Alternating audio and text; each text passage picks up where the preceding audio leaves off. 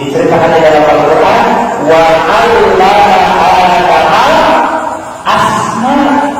Allah mengajarkan kepada Nabi Adam akan nama-nama benda-benda. Hanya itu saja. Subhanallah. Itulah yang dikatakan di dalam surah Al-Mujadalah ayat 11, ya rahmanillahu alladziina aamanu minkum wal ladziina utul 'ilma darajat, ya, bahwa Allah akan meninggikan derajat orang-orang yang beriman di antara kita dan juga orang-orang yang berilmu pengetahuan. Bayangkan bandingkan si Azazil dengan Nabi Adam alaihissalam. Nabi Adam alaihissalam belum beribadah, belum berprestasi, belum melakukan amalan, tapi si syaitan sudah beribadah 6.000 tahun. Lebih baik mana di antara Nabi Adam dengan Azazil?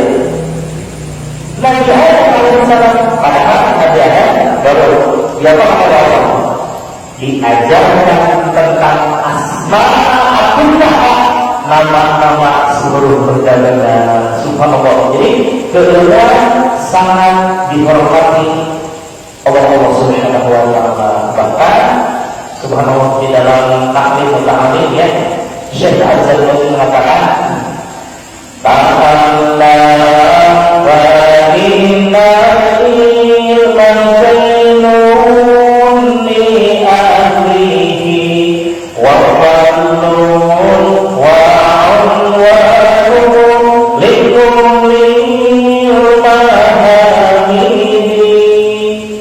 Bahwa Syekh Az-Zarnuji menuliskan banyak syairnya, ta'ala, belajar engkau sekalian, fa'inna ilma, sesungguhnya ilmu pengetahuan, zainun bi ahlihi, hiasan bagi para pemilik ilmu, wa fadlun, dan juga keutamaan, wa unwanun likulli mahamidi, dan merupakan tanda atau ciri atau alamat bagi yang memilikinya.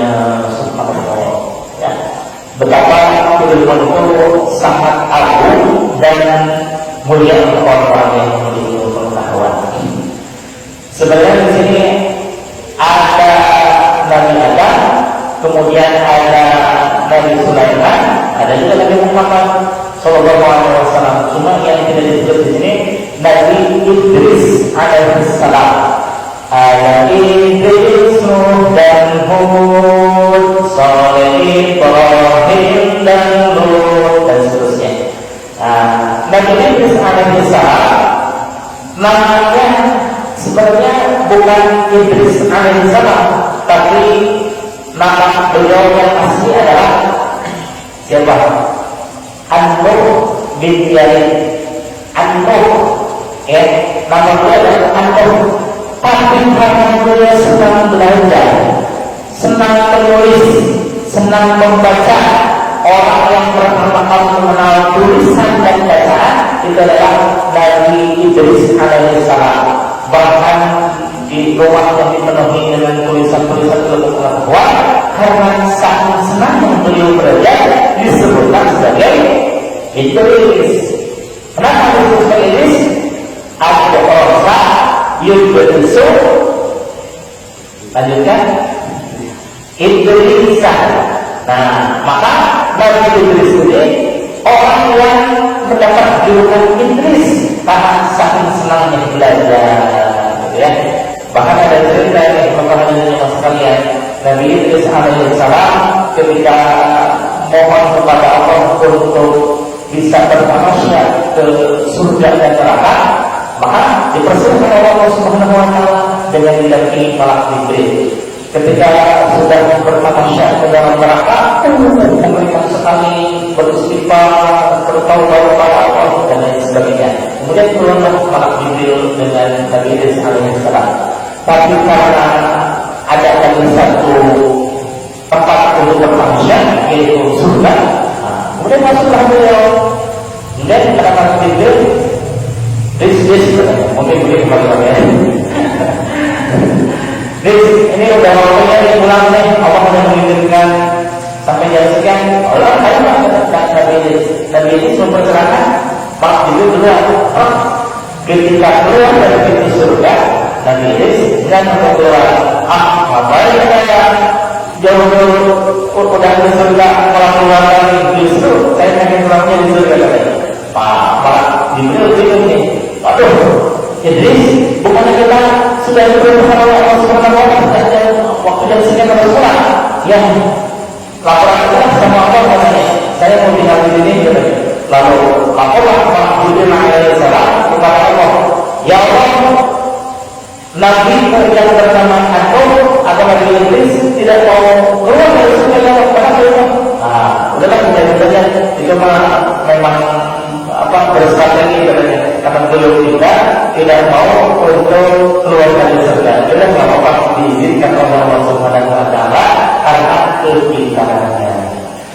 Kemudian di zaman Nabi Sulaiman alaihissalam, mohon maaf ini biasanya sampai pukul berapa? Sana. Sebentar ya. Berarti saya mengungkapkan sampai sejarah Nabi Muhammad SAW. Baik ya. Baik. Bagaimana kehidupan zaman Nabi Sulaiman alaihissalam? Subhanallah.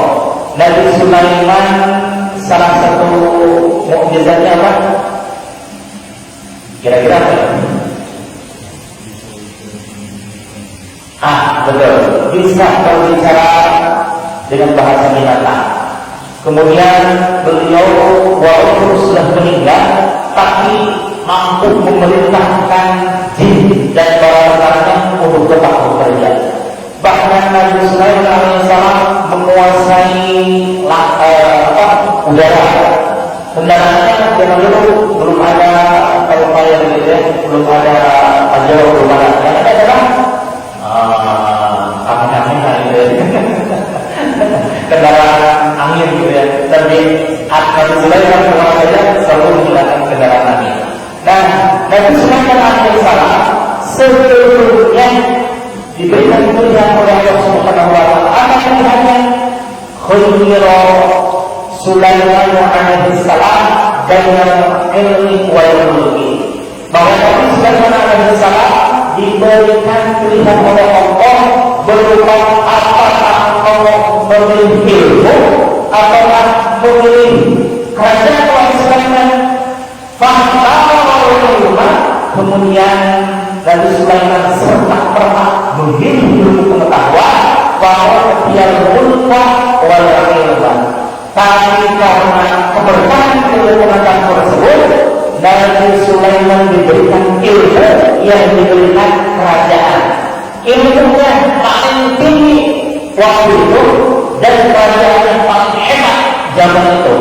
Kerajaan manusia, kerajaan jin, kerajaan para binatang semuanya duduk di bawah kekuasaan Nabi Sulaiman alaihissalam. Kira-kira ini berkah dari apa? Berkah dari ilmu. Coba kalau seandainya Nabi Sulaiman memilih kerajaan misalnya, jadi raja sudah raja, tapi tidak berilmu, apa yang terjadi? Ya, gimana gitu ya?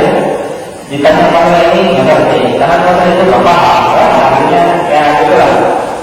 Tapi kalau beliau memiliki ilmu pengetahuan, diberikan ilmu, diberikan kerajaan, diberikan harta, diberikan kekuasaan karena memilih ilmu pengetahuan. Alhamdulillah, bapak-bapak dan ibu-ibu sekalian, sebenarnya sama Allah diberikan pilihan ya.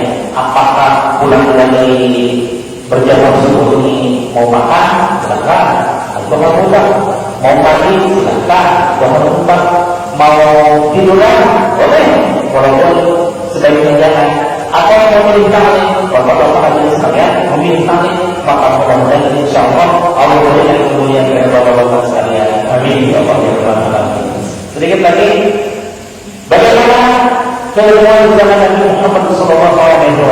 Subhanallah, banyak hadis dan maqalah para ulama bentuk asal para sahabat yang mengungkapkan tentang kemuliaan ilmu pengetahuan. Saya bertanya man taqalla, siapa orang yang pergi ke suatu tempat